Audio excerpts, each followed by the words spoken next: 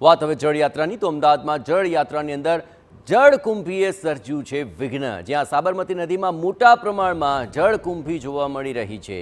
જ્યાંથી જળ ભરાય છે ત્યાં જ જળકુંભીનું સામ્રાજ્ય છે। આ જળકુંભીને લીધે કિનારે મૂકેલી સીડી સુધી ક્રૂઝને પહોંચવામાં મુશ્કેલીનો સામનો કરવો પડ્યો। ફાયરના જવાનોએ હાથ પકડીને સૌને ક્રૂઝમાંથી નીચે ઉતારવાની ફરજ પડી હતી। નિર્ધારિત સમય કરતાં જળયાત્રાને નિજ મંદિર પરત ફરવામાં તેને કારણે વિલંબ પણ થઈ ગયો। તો સાબરમતી નદીની સફાઈની પોલ ખોલતી તસવીરો સામે આવી છે।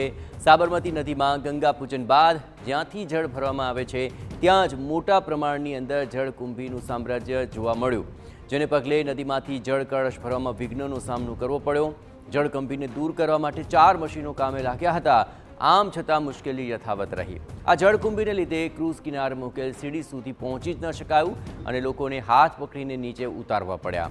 હાલ જળયાત્રા તેના નિર્ધારિત સમય કરતાં ખૂબ જ મોડી પડી રહી છે અને તેનું કારણ જળકુંભીએ સર્જેલું આ વિઘ્ન છે। આ બંને તસવીરો આપ જુઓ કે જ્યાંથી દર વખતે ગંગા પૂજન કરીને જળ ભરાતા હોય છે, 108 જેટલા કળશમાં જળ ભરાતા હોય છે, પરંતુ આ વખતે આ જળકુંભીને કારણે તેમાં વિઘ્ન નડ્યું હતું અને જળયાત્રા તેના નિર્ધારિત સમય કરતાં મોડી પડી હતી। એએમસી દ્વારા અહીં 4 જેટલા મશીન રખાયા છે, તેમ છતાં પણ જળકુંભીનું સામ્રાજ્ય નદીમાં છવાઈ ગયું।